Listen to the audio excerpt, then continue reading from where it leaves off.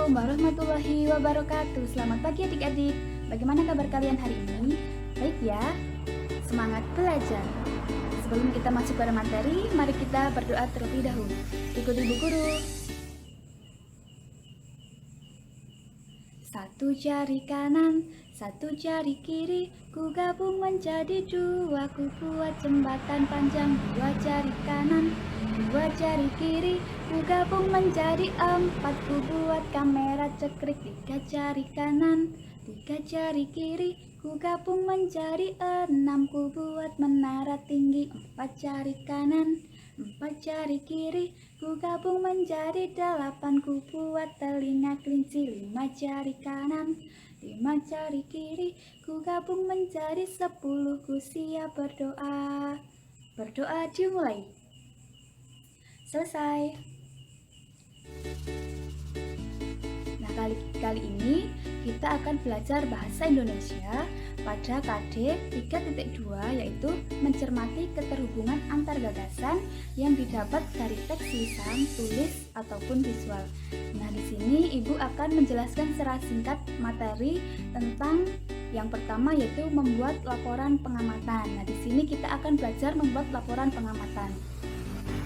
Apa itu pengertian laporan pengamatan? Nah, laporan pengamatan merupakan tulisan yang berisi hasil pengamatan terhadap suatu percobaan atau pekerjaan. Nah, laporan pengamatan itu bentuknya seperti apa? Laporan pengamatan itu bentuknya tertulis. Nah, yang berisi tentang informasi mengenai suatu fakta yang telah dialami atau yang sudah kita amati.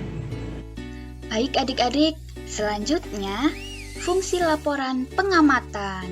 Apa saja ya fungsi laporan pengamatan? Nah, ada 3 fungsi laporan pengamatan.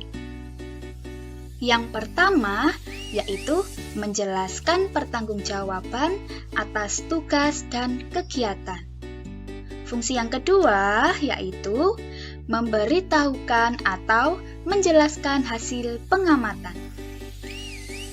Dan fungsi yang ketiga yaitu laporan pengamatan merupakan dokumentasi dari hasil pengamatan.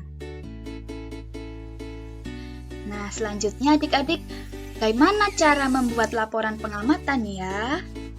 Nah, ada 5 cara membuat laporan pengamatan. Yang pertama, kita melakukan pengamatan pada suatu objek. Selanjutnya, cara membuat laporan yang kedua yaitu kita mencatat data pengamatan terhadap objek yang telah kita amati. Kemudian, cara membuat laporan yang ketiga yaitu kita membuat kerangka laporan terlebih dahulu. Nah, kemudian cara yang keempat yaitu kita mengembangkan kerangka laporan menjadi laporan dengan bahasa yang baik dan benar. Nah, kemudian cara yang terakhir yaitu kita menyunting atau mengedit hasil laporan agar menjadi sempurna.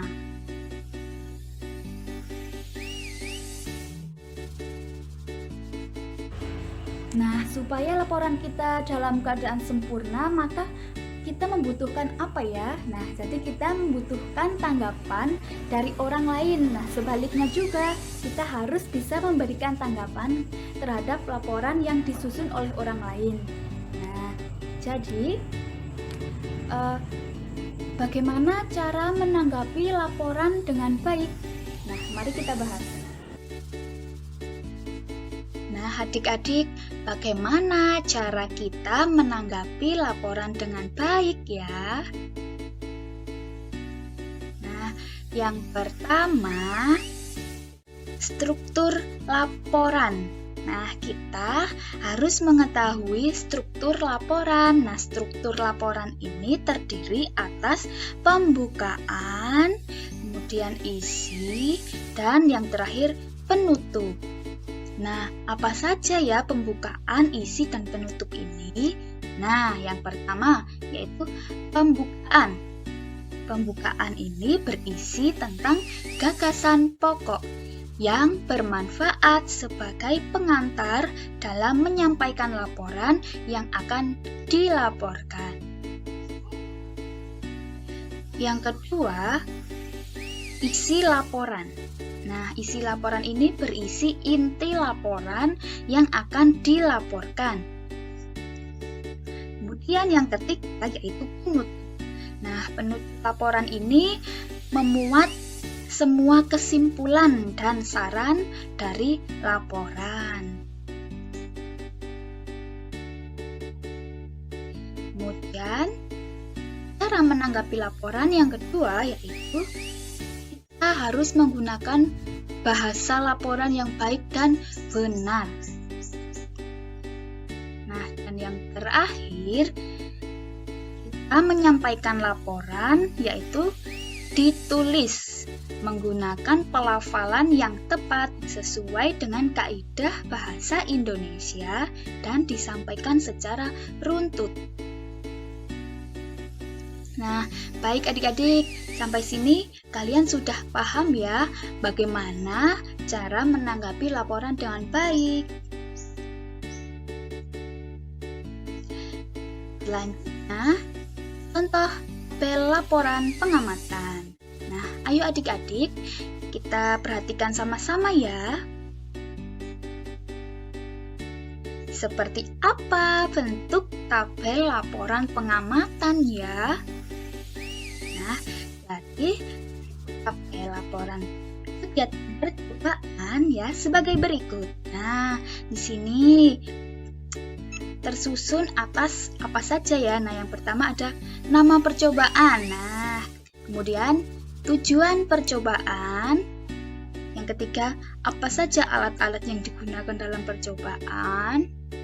Bagaimana langkah kerjanya. Dan bagaimana hasil dari percobaannya ya. Dan yang terakhir, nah penutup ya. Ini kesimpulan. Nah, kesimpulannya bagaimana?